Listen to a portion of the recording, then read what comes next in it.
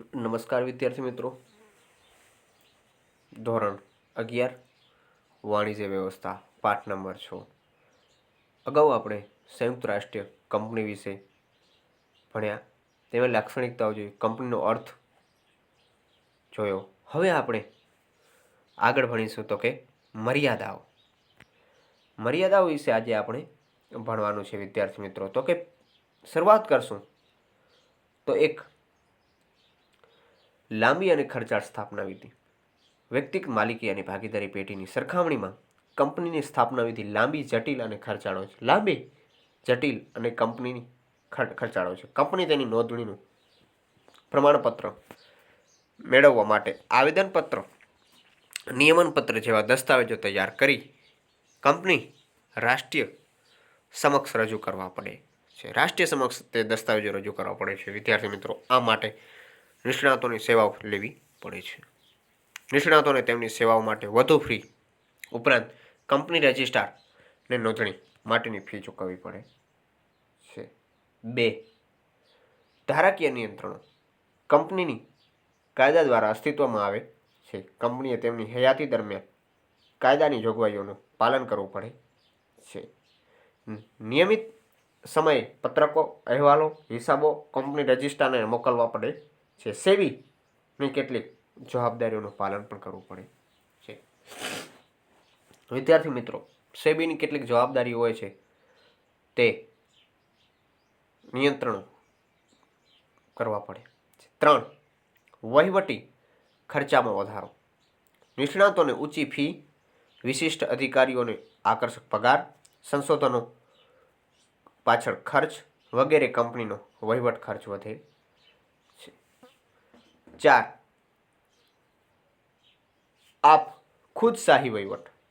ખુદશાહી વહીવટ સભ્યોને કાયદા દ્વારા ઘણા બધા હકો આપવામાં આવ્યા હોવા છતાં તેઓને કંપનીના માત્ર નામની સત્તા ભોગવે છે. નામની જ સત્તા ભોગવતા હોય છે વિદ્યાર્થી મિત્રો. શેરદીઠ મતાધિકાર હોવાને કારણે કેટલીક વ્યક્તિઓ જૂથ રચી સંચાલન પર કાબૂ મેળવે છે. જૂથ રચી અને સંચાલન હોય છે તેના ઉપર કાબૂ મેળવે છે અને પોતાની ઈચ્છા જ અમલ થવા દે છે કે કંપનીના નાણાં, મિલકતો અને ખાનગી માહિતીનો પોતાને અંગત હિત માટે, સ્વાર્થ માટે ઉપયોગ કરે.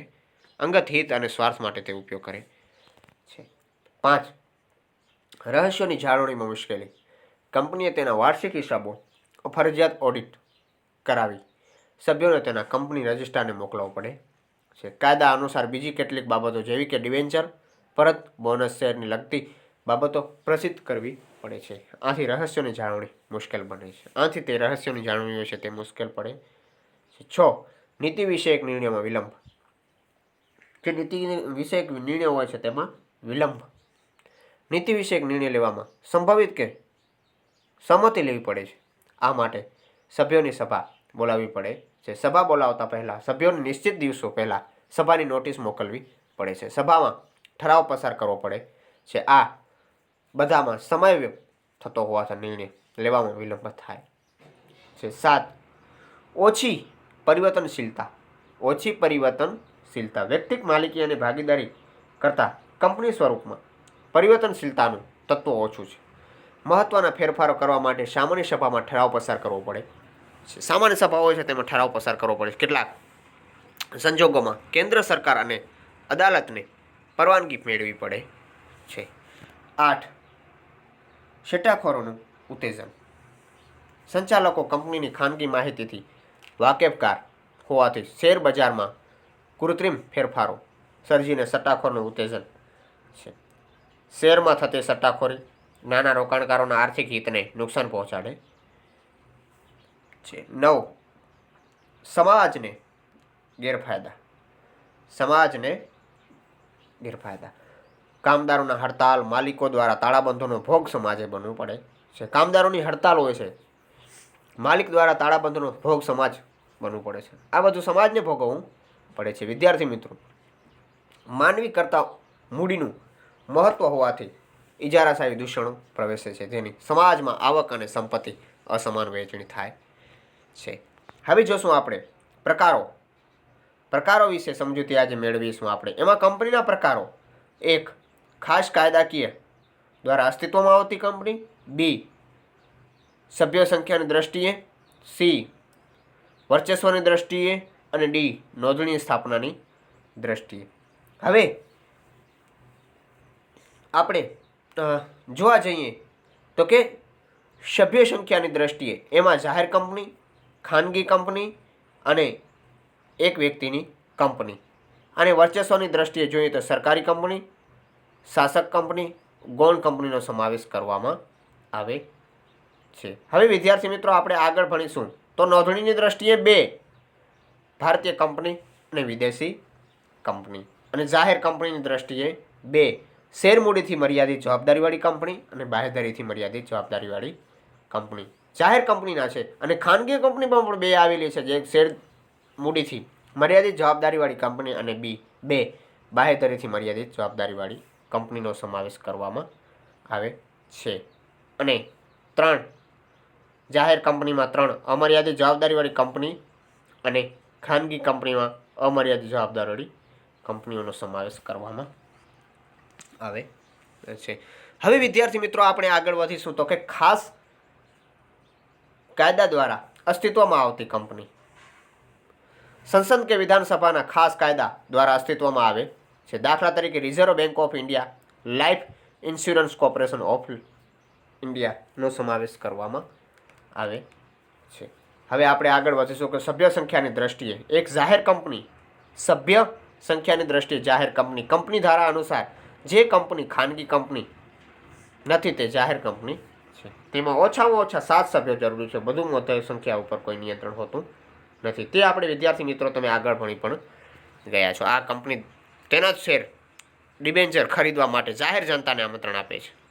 જાહેર જનતા હોય છે તેને આમંત્રણ આપે, આમ જનતાને તે આમંત્રણ આપે છે. શેરની ફેરબદલી ઉપર નિયંત્રણ નથી. શેરની ફેરબદલી ઉપર કોઈ પ્રકારનું નિયંત્રણ હોતું નથી. જાહેર કંપનીના સભ્યોની જવાબદારી દ્રષ્ટિએ 3 પ્રકારો છે. એક શેર મૂડીથી મર્યાદિત જવાબદારીવાળી કંપની. તો આમાં લિમિટેડ શબ્દ લગાડવો પડે છે.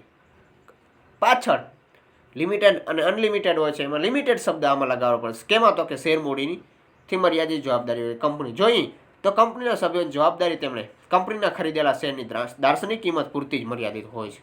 આ કંપની તેના નામની છેડે લિમિટેડ શબ્દ લખવો પડે છે. 2 જોઈશું આપણે બાહેધરીથી મર્યાદિત જવાબદારીવાળી કંપની. કંપનીના સભ્યોની જવાબદારી તેમણે આપેલી બાહેધરીથી રકમ પૂરતી મર્યાદિત હોય છે. તેની રકમ પૂરતી મર્યાદિત હોય છે. મર્યાદિત હોય છે. કંપનીના વિસર્જનના સંજોગોમાં સભ્યએ આપેલી બાહેધરીની રકમ ચૂકવવી પડે છે. સભ્યોએ આપેલી બાહેધરીની રકમ તે ચૂકવવી પડે છે. 3 અમર્યાદિત જવાબદારીવાળી કંપની. અમર્યાદિત જવાબદારીવાળી કંપની તો કે આ પ્રકારની કંપનીના સભ્યોની જવાબદારી અમર્યાદિત હોય છે. કંપનીની મિલકતો કરતાં દેવાઓ વધી જાય છે. વિદ્યાર્થી મિત્રો કોઈ પણ હશે આપણે કંપનીની મિલકતો કરતાં તે દેવા વધી જતા સભ્યો અંગત રીતે જવાબદાર બને છે. અંગત જવાબદારી કોની આવે છે? દાખલા તરીકે તમારું ઘર લેણામાં ડૂબેલું હોય તો અંગત જવાબદારી તો તમારા ઘર આખાની આવે છે. એમાં તમે આવી ગયા, તમારા મમ્મી પપ્પા આવી ગયા, બધા આવી ગયા. કંપનીના વિસર્જન સંજોગોમાં સભ્યો તેમની અંગત મિલકતોનો હિસ્સો આપવો પડે છે. હવે જોશું આપણે વિદ્યાર્થી મિત્રો ખાનગી કંપની. ખાનગી કંપની એટલે એવી કંપની કે જેના સભ્યોની સંખ્યા ઓછામાં ઓછી 2 અને વધુમાં વધુ 200 સુધી મર્યાદિત છે. ખાનગી કંપનીમાં વિદ્યાર્થી મિત્રો સભ્યોની સંખ્યા કેટલી હોય છે? ઓછામાં ઓછી 2 અને વધુમાં વધુ 200થી મર્યાદિત હોય છે. ખાનગી કંપનીના શેરની ફેરબદલી ઉપર નિયંત્રણ હોય છે. જાહેર જનતાને તેના શેર કે ડિબેન્ચર ખરીદવાનું આમંત્રણ આપી શકતી નથી. ખાનગી કંપનીના સભ્યોની જવાબદારી દ્રષ્ટિએ 3 પ્રકારો હોય છે. 1 મર્યાદિત જવાબદારીવાળી કંપની, 2 બાહેધરી મર્યાદિતવાળી જવાબદારી કંપની અને 3 મર્યાદિત જવાબદારીવાળી કંપનીનો સમાવેશ કરવામાં આવે છે. તો 1 મર્યાદિત જવાબદારીવાળી કંપની. સભ્યોની જવાબદારી એટલે ખરીદેલા શેરની દાર્શનિક કિંમતો પૂરતી જ મર્યાદિત હોય છે. મર્યાદિત જવાબદારીવાળી ખાનગી કંપનીના તેના નામની છેડે પ્રાઇવેટ લિમિટેડ શબ્દ લખવો પડે છે. તેના નામની છેડે પ્રાઇવેટ લિમિટેડ શબ્દ પણ લખવો પડે છે. 2 બાહેધરીથી મર્યાદિત જવાબદારીવાળી કંપનીના સભ્યોની જવાબદારી એટલે તેમની આપેલી બાંયધરી રકમ પૂરતી મર્યાદિત હોય છે. વિસર્જનના સંજોગોમાં સભ્યોએ આપેલ બાંયધરીની રકમ ચૂકવવી પડે છે. કંપનીએ તેના નામને છેડે પ્રાઇવેટ શબ્દ લખવો પડે છે. અમર્યાદિત જવાબદારીવાળી કંપની. હવે જોશું આપણે અમર્યાદિત જવાબદારીવાળી કંપની. તેનો આપણે સમાવેશ કરીશું. તો હવે વિદ્યાર્થી મિત્રો, હવે જોશું આપણે એક વ્યક્તિની કંપની. એક માણસની કંપની એટલે એવી કંપની કે જેમાં એક વ્યક્તિ સભ્ય તરીકે હોય છે. એક વ્યક્તિની કંપનીના સંચાલક હોય તેવા એક સભ્ય સાથે કરાર કરી શકે છે. એક જ વ્યક્તિ સાથે કરાર કરી શકે. એક વ્યક્તિની કંપનીના આવી વ્યક્તિને લેખિત સહમતિ જરૂરી છે. કેવી વિદ્યાર્થી મિત્રો? તો કે લેખિત સહમતિ ખૂબ જ જરૂરી છે. ઉપરાંત કંપનીની નોંધણી વખતે આવેદનપત્ર અને નિયમનપત્ર કંપની રજિસ્ટ્રાર સમક્ષ રજૂ કરવા પડે છે. એક વ્યક્તિની કંપનીની રચનાની જોગવાઈ 1956ના કંપની ધારા ન હતી, પરંતુ 2013ના જે કંપની ધારા અનુસાર ખાનગી કંપની એક વ્યક્તિની કંપની હોઈ શકે છે. હવે આપણે આગળ વધીશું વિદ્યાર્થી મિત્રો, તો કે વર્ચસ્વની દ્રષ્ટિએ. વિદ્યાર્થી મિત્રો, વર્ચસ્વની દ્રષ્ટિએ શું છે? તો કે એક સરકારી કંપની જે કંપનીની ભરપાઈ થયેલી મૂડીની ઓછામાં ઓછા 51% મૂડી એક કેન્દ્ર સરકાર અથવા 2 રાજ્ય સરકાર અથવા 3 એકથી વધુ રાજ્ય સરકારો અથવા તો 4 કેન્દ્રીય સરકાર અને એકથી વધુ રાજ્ય સરકાર સાથે મળી ધરાવતી હોય તેની કંપની સરકારી કંપની કહે. દાખલા તરીકે Ashok holders limited, Bharat heavy electrics limited અને મહાનગર ટેલિફોન નિગમ લિમિટેડનો સમાવેશ કરવામાં આવે છે. હવે જોશું વિદ્યાર્થી મિત્રો આપણે શાસક કંપની. કોઈ એક કંપની બીજી કંપનીના 50% કરતાં વધુ શેર ખરીદતી હોય અને કંપનીની બહુમતી સંચાલકો નિમણૂક અધિકાર ધરાવતી હોય તો તેને શાસક કંપની કહે છે. હવે ગૌણ કંપની એટલે એવી કંપની કે જે એક કંપનીના 50%થી વધુ શેર શાસક કંપની ધરાવતી હોય અને 2 જે કંપનીના બહુમતી સંચાલકની નિમણૂક કરવાનો અધિકાર શાસક કંપનીનો હોય તે ગૌણ કંપનીનું કહે છે. હવે આપણે આગળ વધીશું તો કે ડી, નોંધણીના સ્થાપનાની દ્રષ્ટિએ. એમાં એક ભારતીય કંપની જે કંપનીની નોંધણી ભારતીય કંપની હેઠળ કે સંસદે પસાર કરેલા કાયદા હેઠળ હોય તેવી કંપનીને ભારતીય કંપની કહે છે. વિદ્યાર્થી મિત્રો, સંસદે પસાર કરેલું કે ભારતના કાયદામાં બની હોય તેને ભારતીય કંપની કહે છે. ભારતીય કંપની જાહેર કંપની, ખાનગી કંપની કે સરકારી કંપની હોઈ શકે છે. ભારતીય કંપની જાહેર કંપની હોઈ શકે, ખાનગી કંપની હોઈ શકે કે સરકારી કંપની હોઈ શકે છે. 2 વિદેશી કંપની, દેશથી બહારની કંપની. વિદેશી કંપની જે કંપનીની નોંધણી ભારત બહાર થઈ હોય તેવા રજિસ્ટ્રાર ઓફિસ ભારતમાં જ હોય અને તેનું ધંધાનું સ્થાન ભારતમાં હોય તેવી વિદેશી કંપની કહે છે. હવે આપણે વિદ્યાર્થી મિત્રો આગળ વધીશું તો કે કંપનીની સ્થાપના વિધિ કેવી હોય? તો કે કંપનીની સ્થાપના વિધિ 1 પ્રવર્તન અને 2 નોંધણીનું પ્રમાણપત્ર મેળવવાની વિધિ. તો કે પ્રવર્તનમાં જોઈશું તો કે 1 કંપનીના પ્રવર્તનનો વિચાર, 2 પ્રાથમિક અને વિગતવાર ચકાસણી, 3 સાધનોનું એકત્રીકરણ અને 4 નાણાકીય વ્યવસ્થાનો સમાવેશ કરવામાં આવે છે. અને આપણે આગળ વધીશું તો કે નોંધણીનું પ્રમાણપત્ર મેળવવાની વિધિ કેવી છે? જોઈ લો વિદ્યાર્થી મિત્રો, 6 વિધિઓ છે.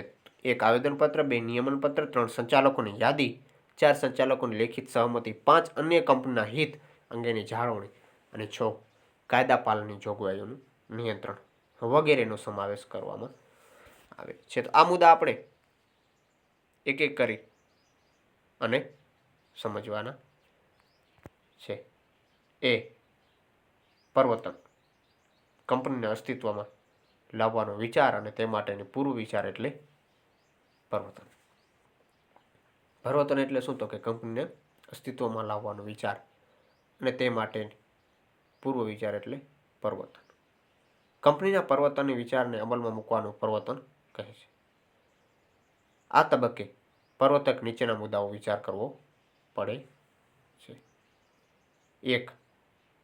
કંપનીના પરિવર્તકનો વિચાર.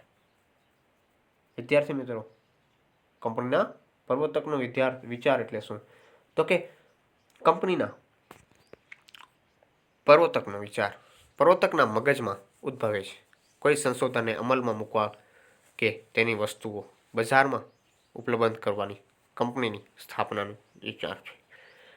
પરિવર્તન એટલે પરિવર્તકનું માનસ સંતાન વગેરેનો સમાવેશ કરવામાં આવે છે. 2. પ્રાથમિક અને વિગતવાર ચકાસણી. પરિવર્તકને કંપનીની સ્થાપનાનો વિચાર આવે એટલે તેના અમલીકરણની દિશામાં ધંધાકીય વ્યવહારો ચકાસણી કરવી પડે છે. ધંધા માટેની સ્થાપના, પસંદગી, નફાકારકતા તપાસ કરવી પડે છે. પ્રાથમિક તપાસના અંતે વિગતવાર વિશ્લેષણ પસાર જરૂરી બને છે. મૂડી, કાચા માલ, માંગ, સાધન સામગ્રી, વાહન વ્યવહારની સુવિધા વગેરેની જાણકારી મેળવવી પડે છે. 3. સાધનોનું એકત્રીકરણ. પરિવર્તનને અમલમાં મૂકવા માટે પરિવર્તકે જમીન, કાચો માલ, યંત્રો, સેવા વગેરે મેળવવા માટે કરાર કરવા પડે છે. 4. નાણાકીય વ્યવસ્થા. સાધનો અને મિલકતો એકત્રિત કરવા માટે મૂડી ક્યાંથી અને કેવી રીતે મેળવી તે વિચારવું પડે છે. નવી સ્થાપનાની કંપની શેર દ્વારા મૂડી મેળવે છે. નોંધણીનું પ્રમાણપત્ર મેળવવાની વિધિ. વિદ્યાર્થી મિત્રો, નોંધણીનું પ્રમાણપત્ર મેળવવાની વિધિ તો કે 1. આવેદનપત્ર. કંપનીનો પાયો દસ્તાવેજ એટલે કંપનીનું બંધારણ. તેની ઉપર કંપનીની ઇમારતો ચણવા માટેની આવેદનપત્ર નીચેની કલમોનું જોગવાઈઓ કરવી પડે છે. એ. નામની કલમ. શેરની થી મર્યાદિત જવાબદારી જાહેર કંપની તેના નામને છેડે શું લગાડે છે? વિદ્યાર્થી મિત્રો, તો કે લિમિટેડ લગાડે છે. અને મર્યાદિત જવાબદારીવાળી ખાનગી કંપની પ્રાઇવેટ લિમિટેડ લગાડે છે. શબ્દો લખવા પડે છે. ભારતની નોંધાયેલી અને કંપની જેવી નામ એટલે કે રાષ્ટ્રીય હિતને નુકસાન કરે તેવું નામ રાખી શકાતું નથી. હવે આગળ આપણે ભણીશું તો કે રજિસ્ટ્રાર ઓફિસની સરનામાની કલમ. કંપની રજિસ્ટ્રાર અને જાહેર જનતાએ કંપની સાથે પત્ર વ્યવહાર કરી શકે અને તે અદાલતનું અધિકાર ક્ષેત્ર નક્કી કરી શકાય તે માટે કંપની રજિસ્ટ્રાર ઓફિસનું સરનામું ધરાવવું પડે છે. સી. ધ્યેય અથવા તો ઉદ્દેશની કલમ. ધ્યેય અથવા તો ઉદ્દેશની કલમ આવેદનપત્રની સૌથી મહત્વની કલમ છે. વિદ્યાર્થી મિત્રો, આવેદનપત્ર છે તેની મહત્વની કલમ છે. કઈ? તો કે ધ્યેય અથવા તો ઉદ્દેશની કલમ. કંપની કયા ઉદ્દેશ માટે અને કયો ધંધો કરશે તેના કલમમાં જણાવવામાં આવે છે. જે ઉદ્દેશ માટે કંપનીની સ્થાપના કરવામાં આવે તે સિવાયના ઉદ્દેશો માટે કંપનીની કાર્ય કરી શકે નહીં. ડી. જવાબદારીથી કલમ. જવાબદારીની કલમ. કંપની સભ્યોની જવાબદારી મર્યાદિત, અમર્યાદિત કે બાહેધરીથી મર્યાદિત છે તેનો ઉલ્લેખ આ કલમમાં કરવામાં આવે છે. એ જે વ્યક્તિની કંપનીની કિસ્સાઓમાં મૂડી વ્યક્તિઓની મૃત્યુ કે કરાર કરવાની અસમર્થતાને કારણે બીજી વ્યક્તિ તરીકેનું કાર્ય નામ દાખલ કરવામાં આવે છે તેનો ઉલ્લેખ કરવામાં આવે છે. ઈ. મૂડીની કલમ. કંપનીને સત્તાવાર મૂડી અને તેનું વિભાજન નિશ્ચિત રકમના કેટલાક શેરમાં કરવામાં આવ્યું છે તે જણાવવામાં આવે છે કે સ્થાપનાની કલમ. હવે જોશું આપણે એફ. સ્થાપનાની કલમ.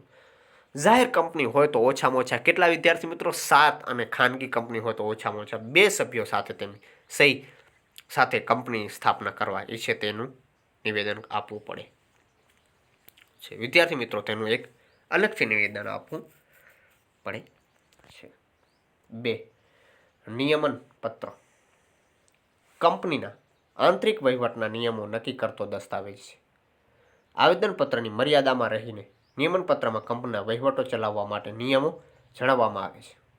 તેમાં સભ્યોનો અધિકારો, શેર હપ્તા, શેર જપ્તી, સંચાલક મંડળની સત્તા વગેરે નિયમોનો સમાવેશ થાય છે. આવેદનપત્ર અને નિયમનપત્રની નોંધણી થવાની બંને દસ્તાવેજો જાહેર દસ્તાવેજો બને છે. 3. સંચાલકોની યાદી. સંચાલકો તરીકે કામ કરવા માટે તૈયાર હોય તેવા વ્યક્તિઓની યાદી, તેમના નામ, સરનામા, ઉંમર, વ્યવસાય, રાષ્ટ્રીયતા અને કંપની રજિસ્ટ્રાર સમક્ષ નોંધાવવી પડે છે. કંપની સંચાલકોમાં ઓછામાં ઓછી એક વ્યક્તિ મહિલા સંચાલક હોવી જરૂરી બની રહે છે. ઓછામાં ઓછી એક વ્યક્તિ